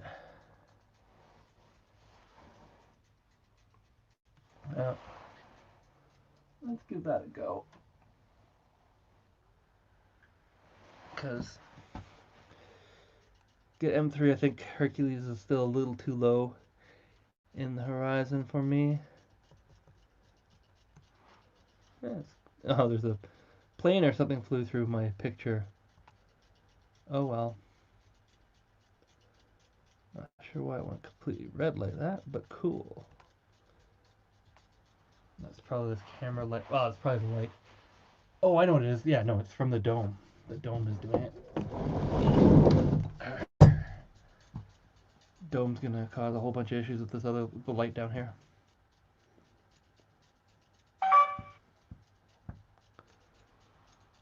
Yeah.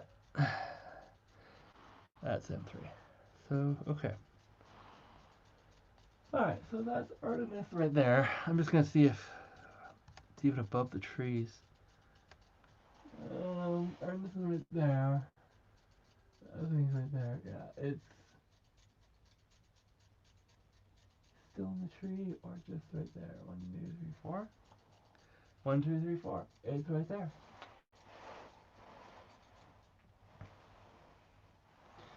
Okay.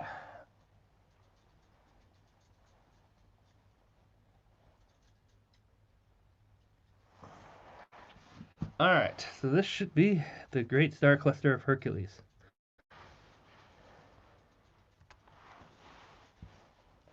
Oh, it is getting cold out here. I'm not sure how cold it's supposed to be.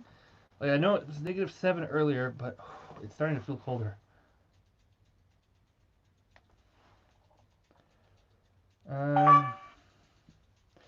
Weather app here. -8. Oh, Jesus, yeah, it's getting cold. Alright. Yeah, and I'm starting to get clouds too. But, despite not being center of frame, there is the Hercules Cluster. Alright, so that's overexposed by like a crazy amount.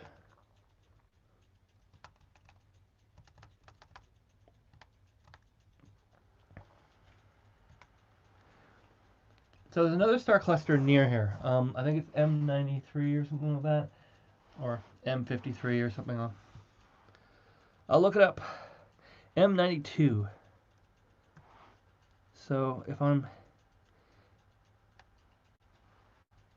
imaging the star cluster like that, why is this rotation weird? Yeah.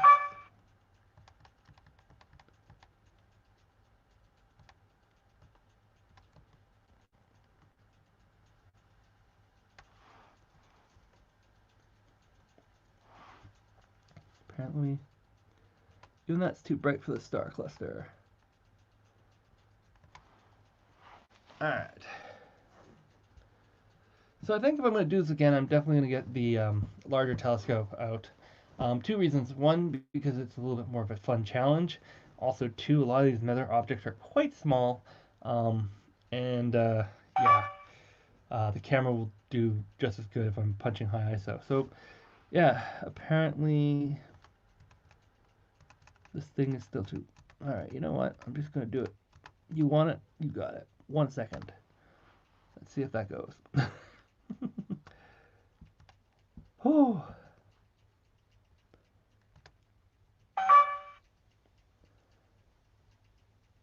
There we go. Now it's super small. Great. I can HDR that. Actually, it's not. Reset. Boom. All right. So I need to go and find the M92. I'm just gonna do like this and like that, and that should be pretty close to it. It's not that far away. I'm gonna go back to this crazy bright setting because it's so much easier to find things.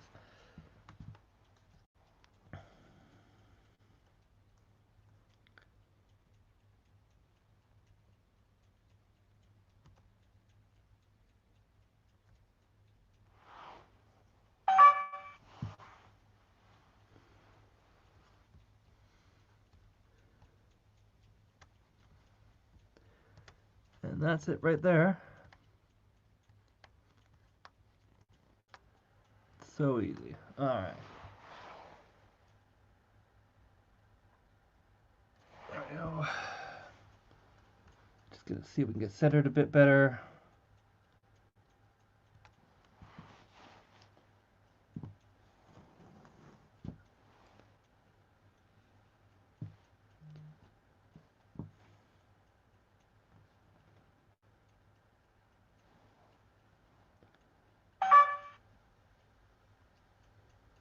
There we go.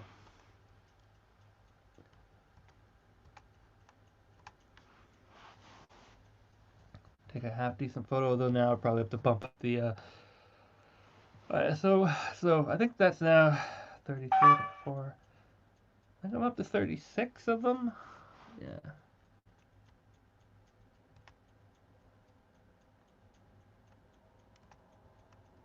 And there we are.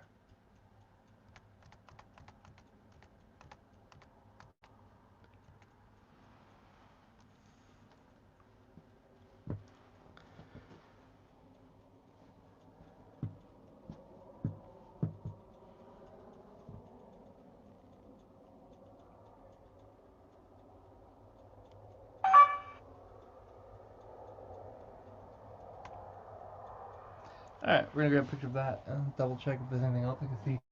But I think that's probably all the Messier objects I can see tonight. It's starting to get a little cold, so I definitely want to go in and warm up. And yeah, there's just we're now into sort of galaxy stuff, and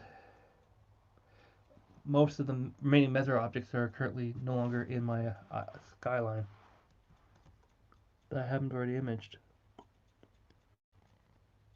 36 is pretty good. I think 36 is amazing. Woo, 36! Alright. Let's see what else we got out here.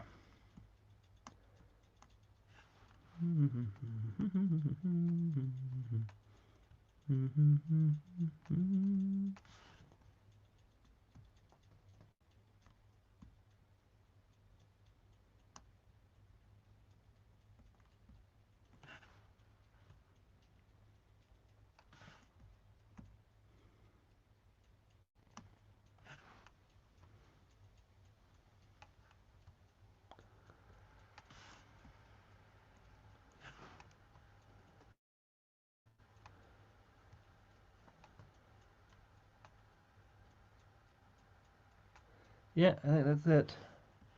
Everything else is jammed against the sky, or I've imaged it. Alright, well, I think I'm going to call it there. I know I was hoping to go a little bit later, but I kind of knew there was going to be a point in the night where I'm like, this is not a great sky position. And I am starting to notice a couple stars going, or not stars, clouds coming by.